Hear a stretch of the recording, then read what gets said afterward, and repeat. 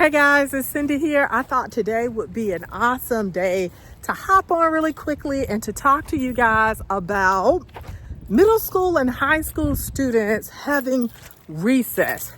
This was a topic of conversation that came up in one of the teacher groups that I'm in. And so as I'm out here, as well as my students, enjoying this beautiful fall day, I thought I'd talk about that. I think it's a wonderful idea. I think it's a very much needed idea. Like most of us already know, we continue to do school as usual. And our society has changed. These kids, most of them don't like school, find school boring, and can't just sit there. Even the ones that don't have ADHD, to force them to just kind of sit for 7 hours a day, even for their little lunch break, and at schools that have more students, that little 30-40 minutes that they give them is dwindled by the amount of time they have to stand in line to actually get their lunch. And so I think I don't want to say better, I just think sometimes with traditional education and public education and in some private schools, we're just so stuck on tradition and doing things the way that we've always done them, right? And so I know my daughter attends a private school in which students are given an hour for lunch. And within that hour, they pretty much can do whatever they want to do. They go get their lunch, and then right outside the cafeteria is the football court and courtyard, football field and courtyard, and they're able to go out there to hang out, have fun. If they need to get tutoring from one of their teachers, and if their teacher will schedule it, they can go to their teacher's room and do tutoring. So it's pretty much whatever, like I said, they want to do. And matter of fact, my daughter had tutoring today with her math teacher. So, and myself, I give an hour or two here. We usually start off from 12 to 12:30 eating. And once they finish, I allow them to look at TV, some shorts or whatever on YouTube until about maybe 12:30, because they gobble down their food. And I actually take my time and enjoy my 30 minutes. And then we're usually out of the building. Sometimes we have a basketball court. Sometimes we'll go out there. Today we're actually at a public park, and which I love because I also get my walk on. And this is like the second week that I am taking advantage of this particular trail. And my students actually happen to be playing with his drone, in which that was really cool. That was my first time ever seeing a drone up close and personal. So we tried to hook it to my phone, but we couldn't figure out how to do it. So he told me he was going to go home and figure that out and bring it back tomorrow. But anyway, kids need to blow off some steam, and we're not allowing that. And again, I typically look at everything as a learning process. For me to become the student and allow him to show me how his little gadget works was wonderful. He's over there now showing my aide as well as his classmate. He actually allowed his classmate to operate it, which that is a biggie. So with him sharing that. So again, like, to me, that's a huge opportunity for just life lessons. And I hate the fact that we feel that everything in school needs to be textbook, and it really doesn't. Not this day and age. Like, we're in such an information age that, like, certain things just don't matter. I mean, obviously, I'm never gonna say all education isn't important, but all education is not that important for every child. You know, particularly when I'm talking about my students who just have struggled to learn basic stuff. And here I do try to make my lessons as creative as engaging and as hands-on. I mean, it is multi-sensory instruction, but I'm also working with middle school students on elementary school skills. And so, and they work really, really hard. And so I feel like they deserve all the breaks that I can muster. Matter of fact, our lunch break isn't our first one. I do give them a 15-minute break in between our language arts block and our math block, which is in the morning. And I tell them all the time, this is your break. You can pretty much do what you want to do as long as it's within the confines of where I can see you and you're not breaking any school rules or anything.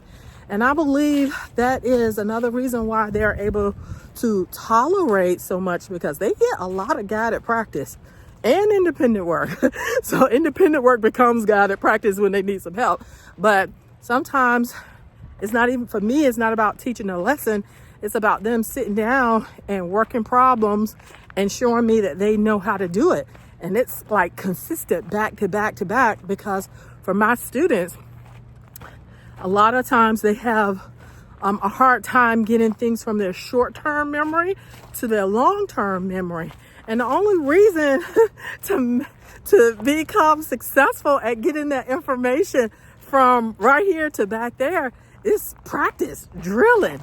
And we do a lot of it. So I don't mind them having a break to blow off some steam, to come outside and play. And again, my students also have ADHD, so they need this. Matter of fact, Friday we went to another park that's within our city, and there was this hill. And I feel bad. No, I don't. But I actually told my student, I was like, oh my God, look at that big hill. When I was growing up, we used to just roll down those hills. And they went over there and they started rolling.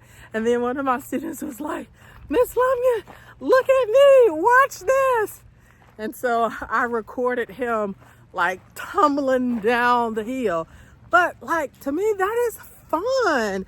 Like, I don't know, that makes all the work that we do stick in those moments, kind of, if that makes sense. Because I feel like you take the pressure off. And oftentimes we come back and we do some more.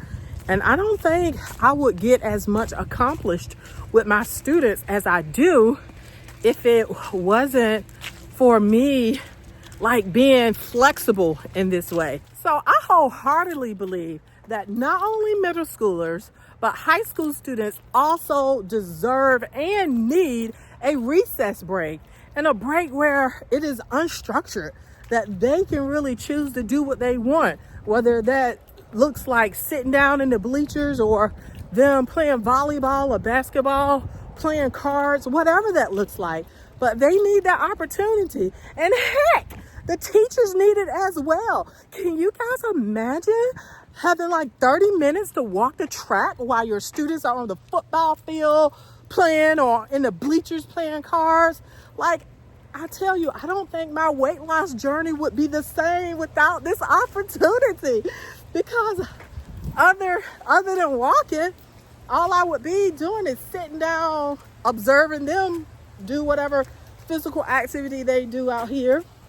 So I actually also saw something on social media. I can't remember where the school was. However, it was a school that actually did some research. They were having lots of attendance issues and so forth. And so what they ended up doing was somehow incorporating a recess break into their schedule right after lunch. And they allowed the kids to go to the gym, a couple of other places around the school. And before it was all over and done, their data told them that attendance had improved, and they had a problem, not necessarily with absence, but with students coming to school late. And I think she also tied that recess break to that if you came to school late, then you couldn't have it. So they improved their class attendance by students getting to class on time, and then teachers was like, don't ever stop this. It's much needed. And like with all the mental health issues, and I mean, overall in the United States, we just live lives where we're not as active. And again, kids, what are they doing? They're on the phone scrolling. They're playing Roblox. So they're stationary. They're not out in the world playing with mud pies like I used to, or sand pits, or rolling down hills. They're sitting still. So to encourage them to get out and move, to socialize appropriately with each other, it's just a huge thing. And again, I'm often able to compare like what things look like at some of these expensive private schools. I tell people all the time, my kids are blessed to attend one, but it's not because we're able to pay for it. So we definitely get help. But some of the things they do is just a no-brainer. Like one of those, it's not a big deal. And I know sometimes with public schools there is, I don't want to say accountability. Like, you know, private schools is kind of easier to, I guess, be on your silo, right? But I just think there's always a way. Like anything can be done. And if we don't do things because we feel like it can't be done, then those are the people who don't need to be in positions of leadership, because we have to learn how to innovate. And even with running this micro school, again, right now, we actually have about 5 students on roll, 2 who are like full-time Monday through Friday. But even the things that I do, I have to innovate in order to provide the type of instruction that I'm providing for the amount of money that I'm doing it. And I feel like if I can do what I'm doing and get the results that I'm getting, then public schools who already get a buttload of money, and I don't care what you say or anybody say, it might not be enough, but it's way more than what I'm operating with. And we just need to rethink education. Matter of fact, it doesn't take 6 to 7 hours to educate students. Our school schedule is based on the fact that we want workers, period, point blank. And I get it. I understand. If my kids was not at school, where would they be? So I get that aspect, but I think we can also use that knowledge to break up a school week so that students can get quality enrichment, and teachers don't have to feel obligated to stay after school to do it. So it's just a myriad of things that we can do. But what do you think? What do you think about middle school and high school students still receiving recess breaks? And how do you think that will impact your students? This is my second round, which means I'm almost a little less than a half of a mile from actually walking 2 miles. So I am going to go ahead on and sign off. Until the next time.